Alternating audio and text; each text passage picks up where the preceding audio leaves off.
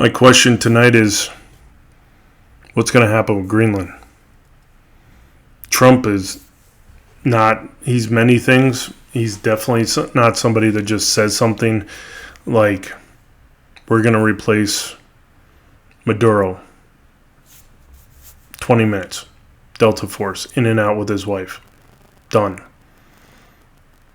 Greenland, we're talking about Greenland taking it. It's not if it's going to happen. I think it's when. Not just a strategic geopolitical ramifications of having that area as the United States and being able to have carte blanche military bases, personnel, equipment for Russia, China, and all our other enemies, even Europe at this point. I mean, look at how Europe is acting, what they're allowing to come into their country, how they're changing their policies. And just having Greenland, they were talking about just for ballistic missiles, it goes from 10 minutes heads up to 2 minutes if we have Greenland.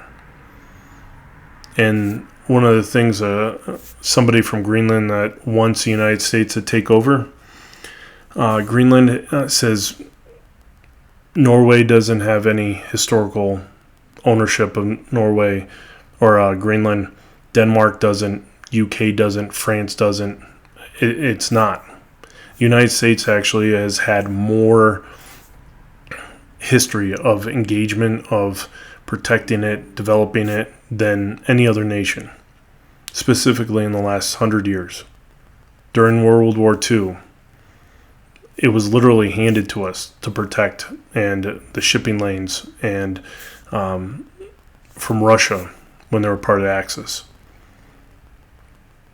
Then talk about the resources.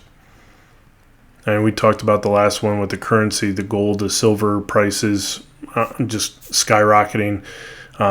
Billions of dollars are going to be printed starting this month. We see silver and gold, like I said, skyrocketing. Precious metals that are found in Greenland. It's not a coincidence.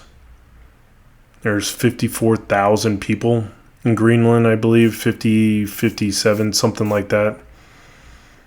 Trump's talking about giving each one $100,000, which is a drop in the bucket for anything. Denmark's talking tough. I think we talked about Europe basically sent over like 30 some people. Remember when Europe promised to defend Greenland forever? That lasted 44 hours. Germany sent 15 soldiers led by a rear admiral to show strength. Landed Friday, left Sunday morning. The country that invented Blitzkrieg just executed the fastest retreat in NATO history. Here's what happened. Trump threatened 10% tariffs on 8 European countries until Denmark sells Greenland, and Europe blinked. Germany canceled all meetings, packed their bags, flew home without explanation. France sent mountain troops. They're still there. Macron's calling for trade war, threatening $108 billion in retaliation. Trump's response, 200% tariff on French wine. But here's the comedy gold. Russia's loving every second. Kremlin spokesman just said, if Trump takes Greenland, he'll go down in world history books. Not just American history, world history. Russia's literally cheering for Trump while Europe runs away. And the EU's response? Permanently freeze $210 billion in Russian assets. We're keeping your money forever, Moscow. So let me get this straight. Europe sends troops Monday, withdraws Wednesday, freezes Russian money Friday, and Trump's still threatening everyone with tariffs. Denmark, meanwhile, just deployed 200 more soldiers. Their own troops, not borrowed European allies who fled after 2 days. This is NATO in 2026. Germany retreats in 44 hours. France threatens wine tariffs. Russia writes fan mail for Trump, and Denmark's left defending Greenland alone. Not just one country, but 30-some people. We're bringing in troops to Greenland to support them so the United States doesn't do anything. And guess what? 44 hours later, after Trump goes and threatens tariffs. I tell everyone, sit back, take a deep breath, do not retaliate, do not retaliate. The president will be here tomorrow, and he will get his message across. I believe he is going to have meetings. And again, also have an open mind. Why this rapid response in terms of, this is a no? I think the president has a very strong view on Western Hemispheric security and believes that the U.S. should not outsource our national security. He believes that Greenland is essential for the Golden Dome missile shield. I think that the NATO alliance is very safe, sound, and thanks to President Trump, it's never been more secure. Trump's going to put 10% tariffs on European countries if they put personnel on there. And it's going to go up to 25%. And guess what? Germany, 44 hours later, said, mission accomplished, we did what we wanted to do, and they left. They don't have NATO. I mean, if they go against the United States, NATO's done. Germany's collapsing the economy there. They've been the bank for the EU for as long as the EU's been around. Italy, financial problems. Spain, Greece. All these nations have been sucking from Germany mostly. Britain? What's Britain going to do? Starmer's like, well, we need U.S. allies and we need Europe. We're bringing them together. Both of them are allies, just as equal and just as important. Nothing's going to happen. They can't do anything. Look at the young population of Europe in general. They don't exactly instill fear. And there's some great patriots in Europe, and I pray that they get from under these dictators that are arresting and people for social media posts calling Starmer fascist and a dictator. As he's eliminating free speech, he arrests more civilians or citizens of the UK than anything else, not allowing people to come in because, bikini pics of a government official in UK, AI. They're not going to do anything. Trump today, he was asked, what are you going to do with Greenland? He says, you'll find out. You'll find out.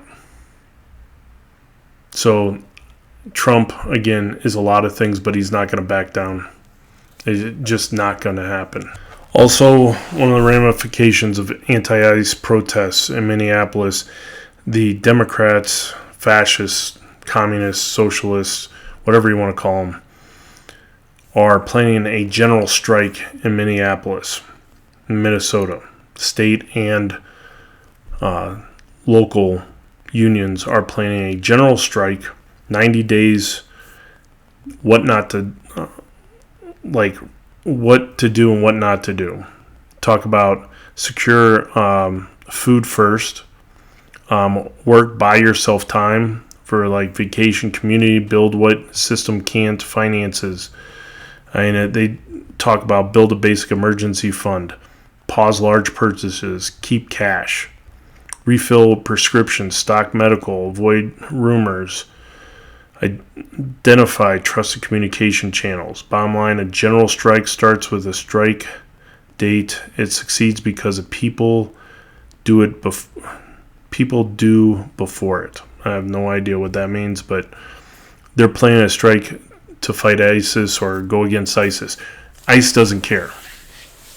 They're there to enforce a law of illegals, get rid of these Somalis, find out whoever else is doing fraud, they're gone too. And I'm all for it. We're a country, rule of law.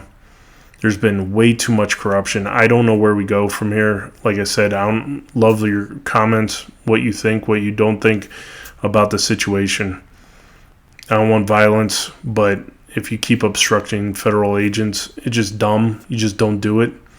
Get pulled over a ticket and you try to run away from the cops, guess what? Chance of getting hurt are 1,000 times more than if you just give them your insurance, registration, ID. Keep your hands where they could see them. They have to put up with a lot of stupid stuff. And a lot of stupid stuff right now, specifically in Minnesota, with these anti-ICE protests. So what do you think? What happens? I think Trump comes down, Insurrection Act's going to happen. I think something else is going to happen that's worse than what we've seen, which God help us. And it's going to escalate. Churches are going to increase security. They opened the can of worms on protesting in churches. And they're going to enter the wrong church with security, parishioners that are armed, and it's going to get violent. Churches are private property. So, general strike is being called, and like I said, this just starts getting more and more dangerous. I wonder how far the corruption goes and how widespread. Is it Swedish? Is it more Somalis? Is it Mexicans? Is it UK citizens? How many billions of dollars are we wasting? Billions and billions on federal programs the Democrats specifically want, and the Republicans are just as guilty as the Democrats. A lot of times they voted for a lot of this stuff. What Doge has done, what a lot of these, the reporter, 23-year-old kid, broke the story. The First Amendment protects the journalists.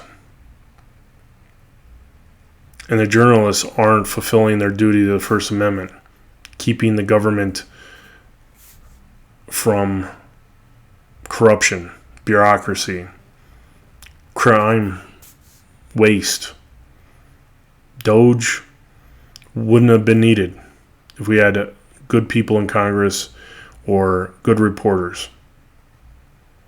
But people in their living room, like myself, or out in the streets of Minneapolis, walking into Leering centers and things like that, are bringing up topics that we need to discuss. So again, love your comments. I hope you have a great day. Semper Fi.